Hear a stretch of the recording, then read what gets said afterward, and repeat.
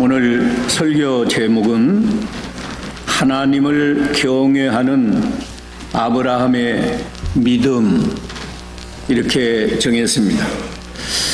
이 아브라함의 이야기, 우리가 스토리는 잘 아실 줄로 믿습니다. 이 아브라함에 관한 이야기는 아마 여러 차례 여러 목사님을 통해서 설교 말씀을 들었을 줄로 믿습니다.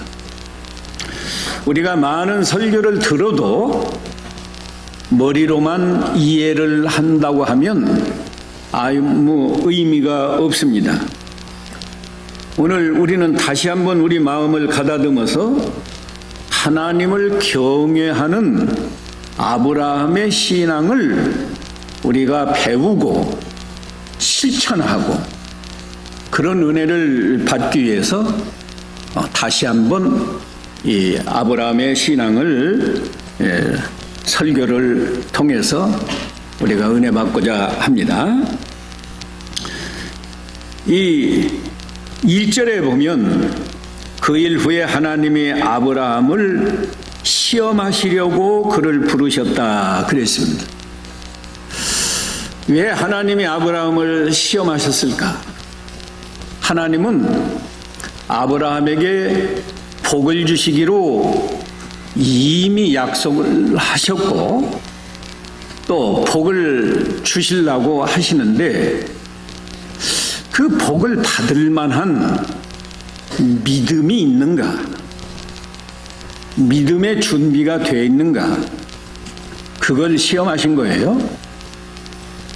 하나님은 아브라함만 시험하시는 게 아니고 우리 모두를 항상 시험하셔서 하나님의 시험에 합격을 하면 하나님이 예비하신 은혜와 복을 우리에게 주시고 하나님의 시험에 우리가 합격을 못하면 하나님은 복을 안 주십니다. 복을 안 주시는 대신에 우리를 징계해서 징계를 통해서 회개하고 다시 그 시험에 합격을 하면 복을 주지만 끝까지 회개하지 아니하고 그 시험에 합격을 못하면 하나님께서도 복을 안 줘요. 우리가 잘 아는 대로 사울 왕은 하나님이 왕으로 세웠지만은 몇 번 실수를 했습니다. 실수하고도 회개를 하지 않으니까 하나님이 왕을 제어하고 그 다음에는 다윗을 세워서 이스라엘 나라를 통치하게 했어요. 다윗도 실수했지만 다윗은 회개를 하니까 하나님이 다시 다윗을 세워서 복을 주셨습니다. 아브라함에게 주신 시험은 대단히 어려운 시험이었어요. 여기 2절에 보면 시험 문제가 이거예요. 여호와께서 이르시되 네 아들 내 사랑하는 독자 이삭을 데리고 모리아 땅으로 가서 내가 내게 일러준 한 산 거기서 그를 번제로 드려라. 이 이삭은 아브라함이 자기 생명보다도 더 어쩌면 사랑하는 아들입니다. 왜냐하면 우리가 잘 아는 대로 아브라함이 99세가 나고 그 아내 사라가 89세가 나도록 아이를 못 낳았잖아요. 그런데 하나님이 나타나셔서 내년 이때쯤 네가 아들을 낳을 것이다. 하나님이 특별히 약속하셔서 하나님의 은혜로 난 거예요. 인간적으로는 이미 사라가 아이 낳을 수 없는 그런 생리적인 상태에 있었어요. 이 경수가 끊어져서 아이를 낳을 수 없었는데 하나님의 초자연적인 능력으로 역사하셔서 태어난 아들이, 그뿐 아니라 이 하나님이 아브라함에게 네 자손이 하늘의 별과 같이 많아진다 약속하시고 네 자손으로 인해서 천하 만민이 복을 받는다. 물론 아브라함의 자손 가운데 그리스도가 오실 것을 약속하시고 또 이 가나안 땅을 너와 네 자손에게 준다. 그 약속을 창세기 12장에서 하고 15장에서 또 한번 조금 내용은 조금씩 차이는 있지만 15장에서 하고 17장에서 하고 세 번이나 이렇게 약속을 했는데 15장 5절에 보면 내 자손 이삭을 지칭해서요. 창세기 15장 제가 읽어드리죠. 창세기 15장 5절에 보면 하나님이 아브라함을 이끌고 밖으로 나가서 말씀하신 건데 하늘을 우러러 뭇별을 셀 수 있나 보라. 또 그에게 이르시되 네 자손이 이와 같으리라. 우리 개혁성경에는 자손이라고 되어 있는데 제가 원문을 살펴보니까 네 씨가 이와 같이 되리라 그랬어요. 예, 씨라는 표현은 자손을 의미하는 거고 이 씨를 21장에 오면 또 한 번 말씀하는데 창세기 21장 12절에 하나님이 아브라함에게 이르시되 네 아이나 네 여종으로 말미암아 근심하지 말고 사라가 네게 이런 말을 다 들으라. 이삭에게서 나는 자라야 내 씨라 부를 것임이니라 그랬어요. 이 21장에서는 그 이삭을 낳은 다음에 그 첫 하갈에게서 낳은 이스마엘이 좀 이렇게 학대하니까 하갈과 그 이스마엘을 내쫓으라고 하면서 아브라함이 고민할 때 사라 말 듣고 그냥 다 쫓아내나. 이삭에게서 나는 자라야 내 씨라 칭함을 받고 그 내 씨가 하늘의 별과 같이 많아질 거다. 17장에서 약속했어요. 그런데 이삭이 지금 장가도 안 갔는데 이삭을 갑자기 죽여서 불로 태워서 하나님 앞에 번제를 드리라는 거예요. 제가 이 신학교 오기 전까지는 이 성경을 읽을 때마다 나 같으면 아브라함처럼 그렇게 못하겠다. 어떻게 사람이 그럴 수가 있겠는가? 아마 그런 정도로 하나님을 위해서 귀한 것도 다 바쳐라 그런 뜻이겠지. 이렇게 생각을 했더랬어요. 근데 신학교 와서 성경을 더 많이 배우면서 이 진리를 깨닫고 아하, 나도 아브라함처럼 바칠 수 있겠다. 하나님이 아브라함에게 한 약속을 나에게도 했다고 하면 나도 바칠 수 있겠구나. 그렇게 깨달았어요. 그러나 인간적으로 생각해 보면 말이죠. 아브라함 당시 우리가 아브라함의 입장에서 생각해 볼 때 100세에 난 아들이고 하나밖에 없는 아들이고 그 사라에게서 난 아들은 하나예요. 또 하나님의 약속이 주어진 아들이에요. 앞으로 이 이삭에게서 씨가 나와서 그리스도가 태어나서 말하자면 그리스도를 믿는 믿음의 자손이 하늘의 별과 같이 바닷가의 모래같이 아브라함의 자손이 많아진다고 하나님이 친히 약속하셨는데, 그 이삭을 아직 결혼도 안 했는데 저 멀리 오늘 본문에 보면 3일 길을 가야 돼요. 3일 길을 가서 모리아산이라고 하는 그 산에 가서 네 손으로 이삭을 죽여서 불로 태워서 번제를 드려라. 얼마나 어려운 시험입니까?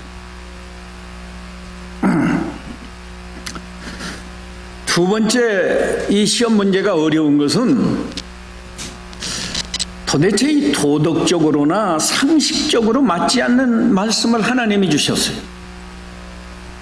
이 안 믿는 세계에서라도 다른 사람을 죽여도 이게 살인죄인데, 어떻게 아비가 자기 자식을 죽여서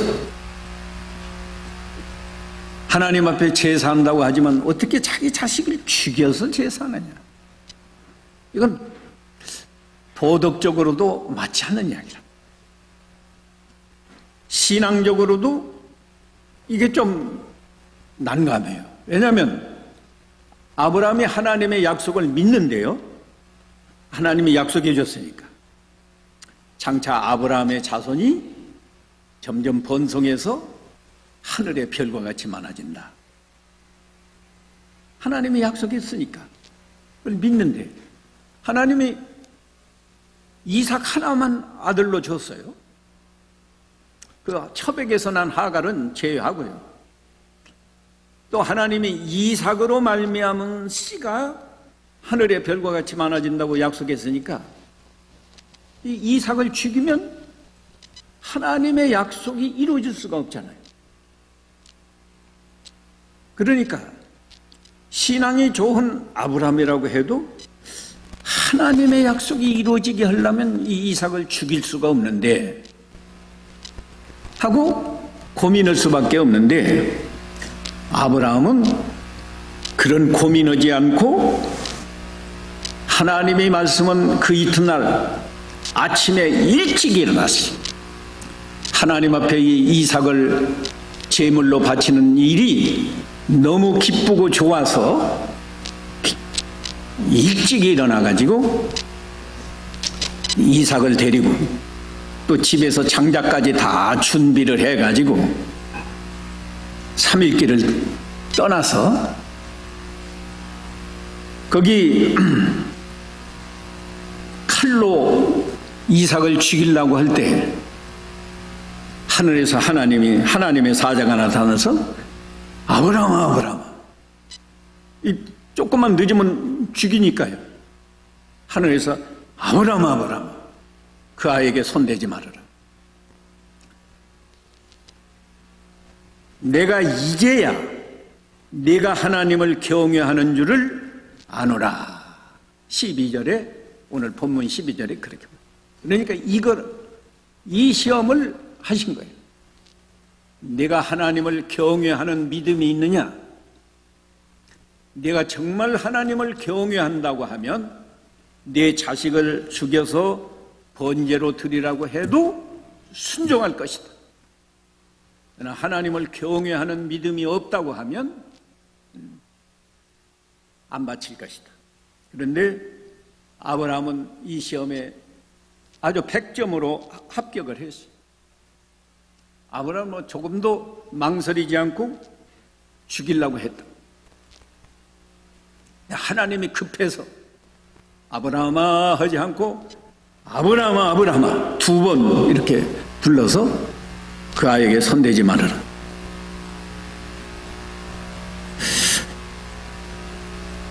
그러면 아브라함이 하나님을 경외해서 합격을 했는데요, 경외라는 말은 영어로는 제가 발음이 정확하지 않습니다.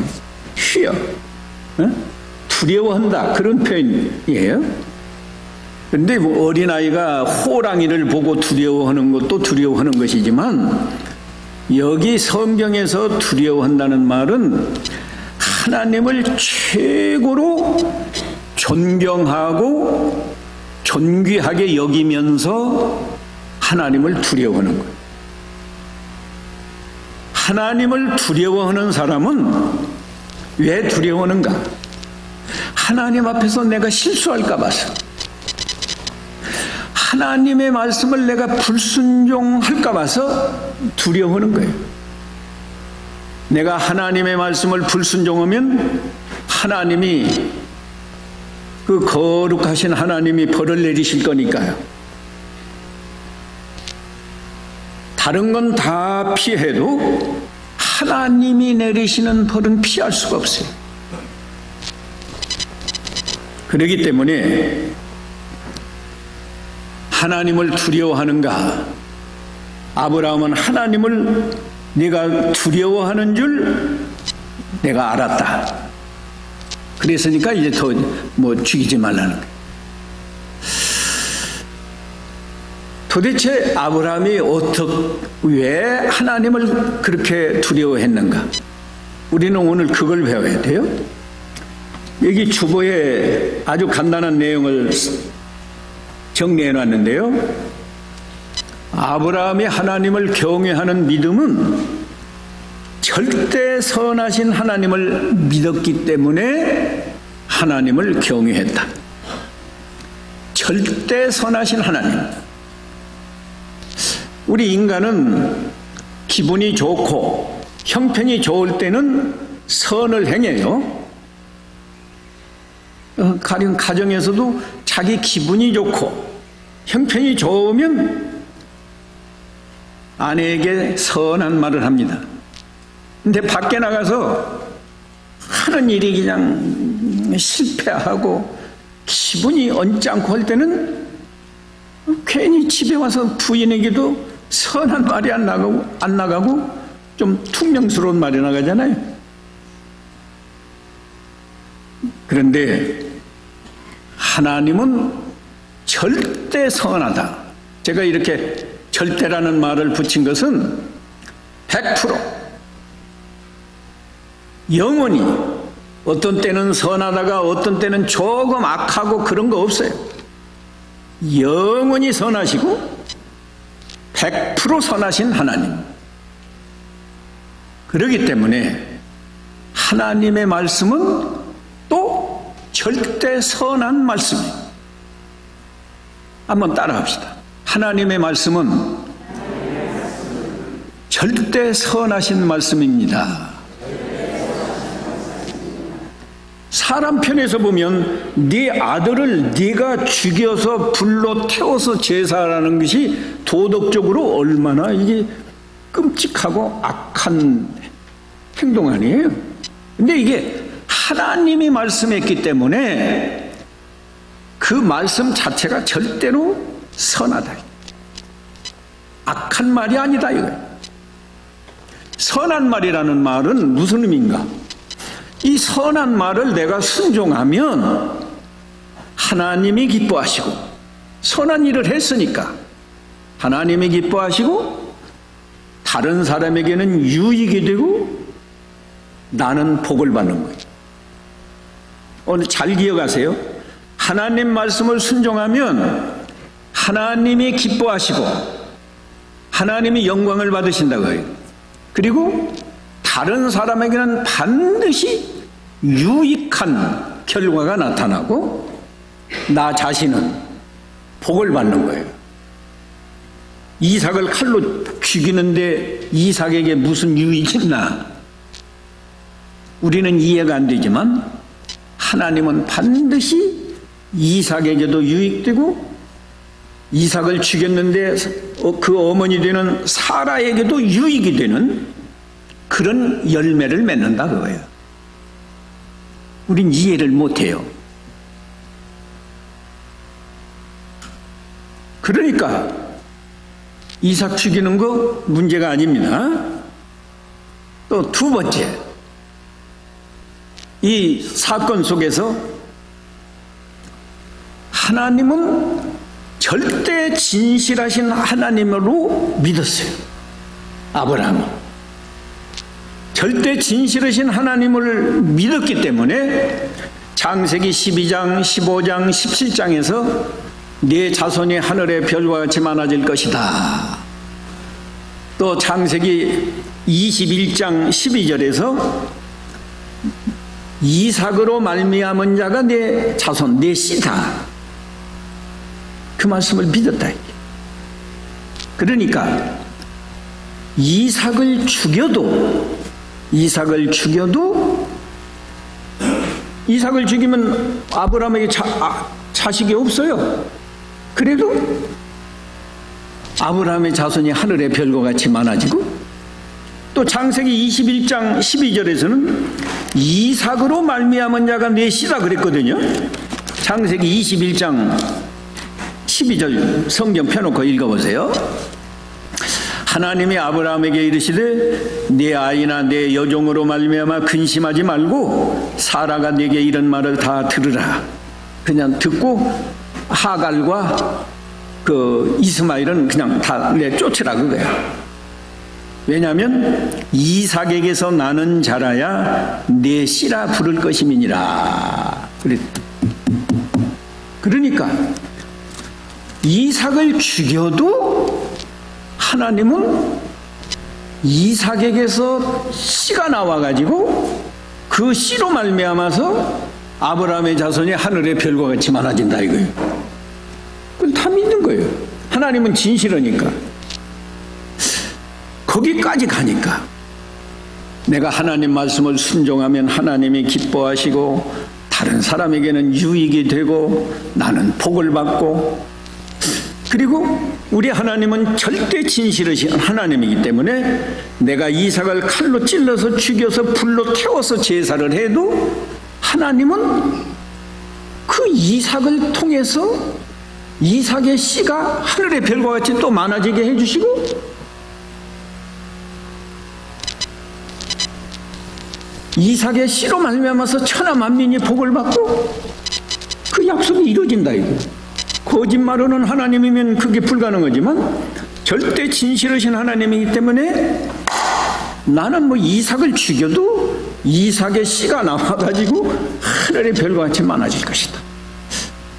거기까지 가니까 이삭의 하나를 깨달았어요. 뭘 깨달았는가 하면, 전능하신 하나님이 내가 죽여서 불로 태워서 제사를 해도 전능하신 하나님이 죽은 자 가운데서 이삭을 살려가지고 그 이삭의 씨가 하늘의 별과 같이 번성하겠구나. 그걸 깨달은 거예요. 그 깨달은 것이 어디에 성경에 기록이 되어 있는가 하면 히브리서 11장 17절에 그 말씀이 나와요. 히브리서 이것은 꼭 찾아보시기 바랍니다. 히브리서 11장 17절 다 같이 한번 읽어보실까요? 아브라함은 시험을 받을 때에 믿음으로 이삭을 드렸으니 그는 약속들을 받은 자로 돼 그의 아들을 드렸느니라. 18절 그에게 이미 말씀하시기를 내 자손이라 칭할 자는 이삭으로 말미암으리라 하셨으니 19절 그가 하나님이 능히 이삭을 죽은 자 가운데서 다시 살리실 줄로 생각한지라. 비유컨대 그를 죽은 자 가운데서 도로 받은 것이니라. 이거예요. 예. 우리가 하나님 말씀을 믿으면요, 믿는 데서 또 지혜가 나와가지고 진리를 더 깨닫게 되는 거예요. 하나님 자식을 죽이라는 말씀이 얼마나 끔찍하고 악한 말 같은데 우리 하나님은 선하신 하나님이시니까 선한 말씀이다. 내가 이 말씀 순종하면 하나님이 기뻐하시고 다른 사람에게 다 유익이 돼서 우리 이삭에게도 유익, 사라에게도 유익, 유익이 되고 나는 또 큰 복을 받는다. 그뿐만 아니라 또 한 번 생각하니까 이삭에게서 나오는 씨가 하늘의 별과 같이 많아진다고 했는데 이삭을 죽여버리면 어떻게 돼? 죽여도 우리 하나님은 진실하시기 때문에 이삭에게서 씨가 나오게 하시고 그 이삭의 씨가 하늘의 별과 같이 많아진다. 그런 하나님으로 믿으니까 그러면 하나님이 죽은 이삭을 살려서 그렇게 하시겠구나. 사람이면 죽은 이삭을 살릴 수가 없는데 우리 하나님은 전능하신 하나님이시니까 죽은 자 가운데서도 얼마든지 살려서 그렇게 하시겠구나. 이렇게 믿은 거예요. 그렇게 믿어지니까 이제는 이삭 죽이는 거 하나 아깝지도 않고 두렵지도 않고 불안하지도 않고 그래서 너무너무 기분이 좋아서 아침에 일찍 일어나가지고 이삭아 가자.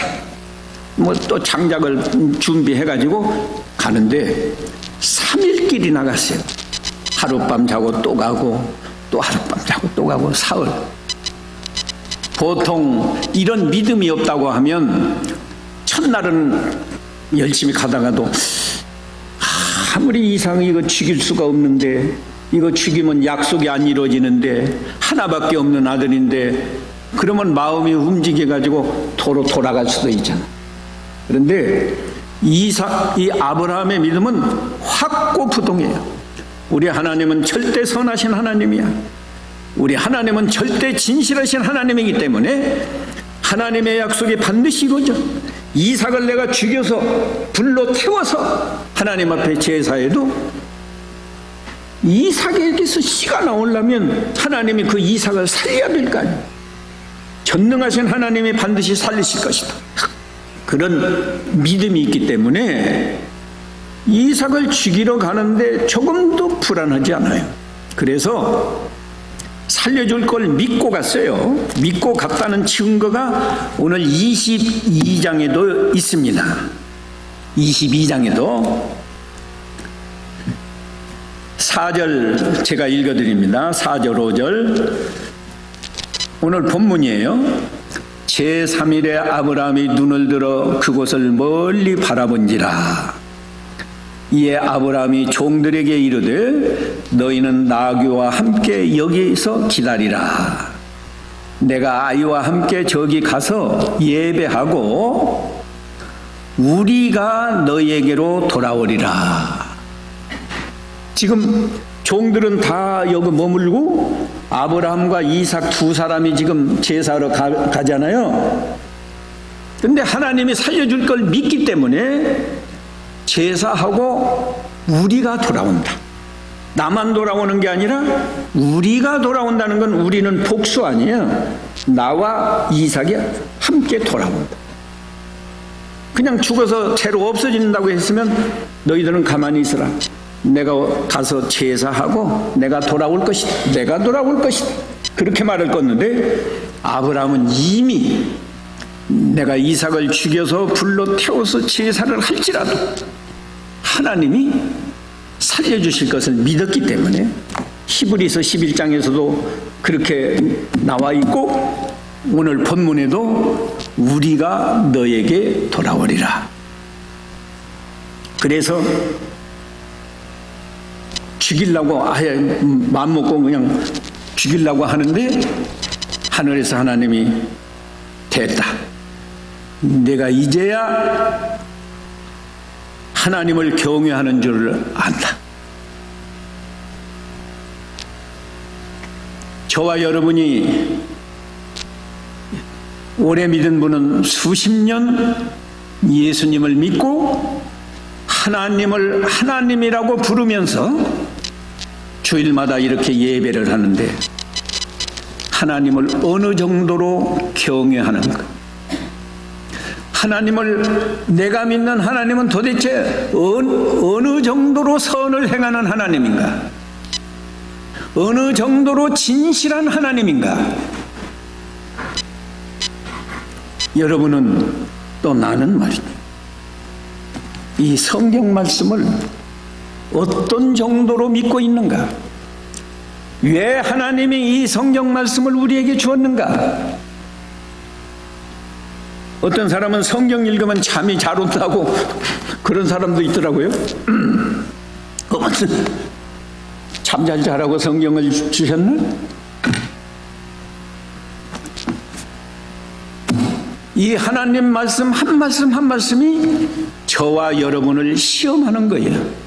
네가 이 말씀을 순종하면 그만큼 하나님을 경외하는 거고, 네가 이 말씀 순종하면 하나님이 영광을 받으시고, 네가 그 말씀 순종한 것만큼 다른 사람에게 유익을 주는데 네 가족부터 유익을 주고 내 이웃에게 유익을 주고 너 자신도 복을 받는다.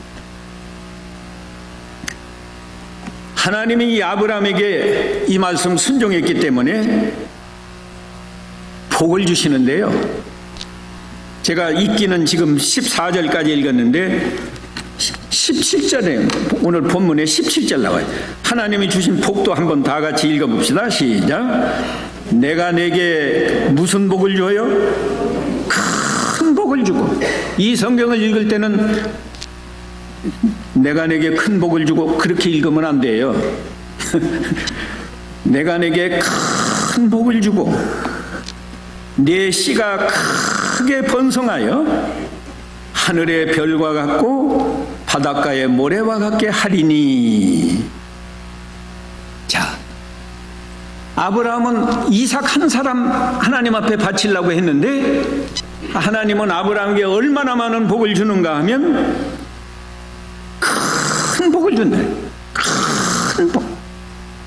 그리고 아브라함의 자손은 하늘의 별과 같고 바닷가의 모래와 같게 그렇게 번성케 해준다는 거예요. 여기 미국 시민권 가진 분이 아니면 한국 사람이에요. 그런데 여기 모인 사람은 다 아브라함의 자손이에요. 예수 믿으면 다 아브라함의 자손이라고.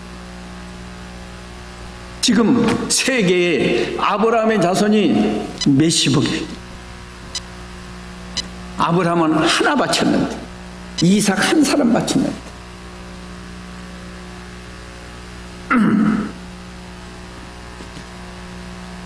순종하기 어려운 말씀을 순종하니까 하나님이 이렇게 큰 복을 줬어요. 성경 말씀은요, 한 말씀 한 말씀이 다 나를 시험하는 겁니다. 네가 이 말씀 순종하냐 순종 못하냐. 왜 시험해요? 네가 그 말씀 순종하면 하나님이 기뻐하시고 다른 사람에게 유익을 주고 내가 너에게 복을 주려고, 너에게 복을 주려고 내가 이 말씀 준 거야. 그런데 순종하나 순종하지 않나 보자. 네가 오늘 그 성경 읽었지? 오늘 교회 가서 설교 말씀 들었지? 그런데 이 말씀 순종하나 순종하지 않나 보자. 하나님이 보세요. 보시고 순종하면 복을 주시고, 순종 안 하면, 순종해야 복을 주는데 순종 안 하는데 어떻게 복을 주겠어요? 선한 말씀인데 순종 안 했으니까 우리가 하나님 앞에 죄 짓는 거예요. 죄 짓으니까 하나님이 징계를 내릴 수밖에 없는 거야.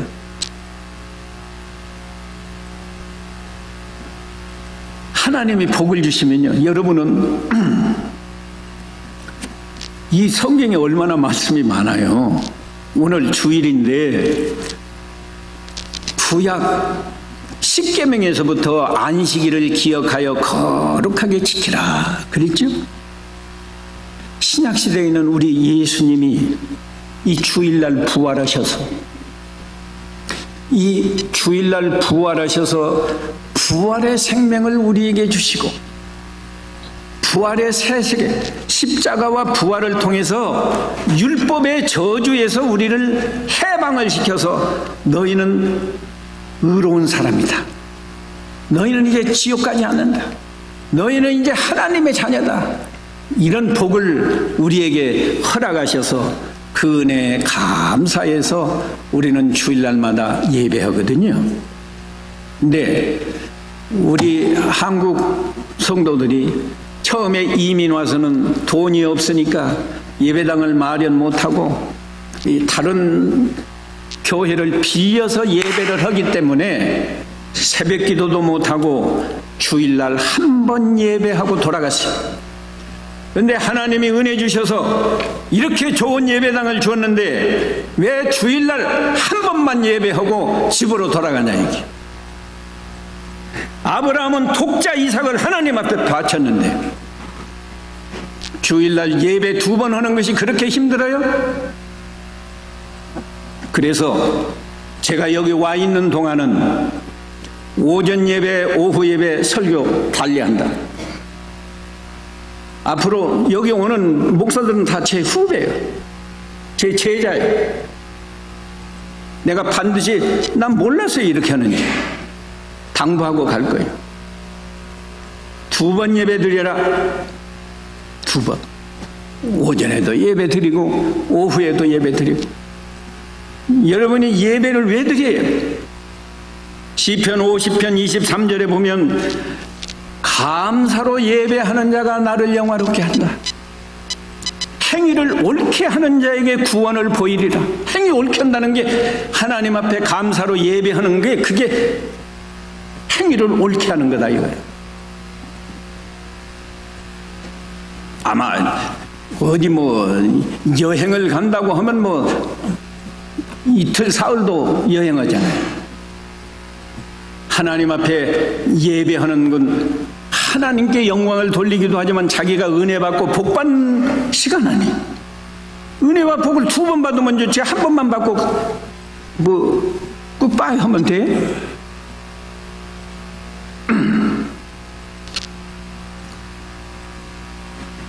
12시 됐네요. 이제 끝내야지. 끝내야 돼. 기도합시다.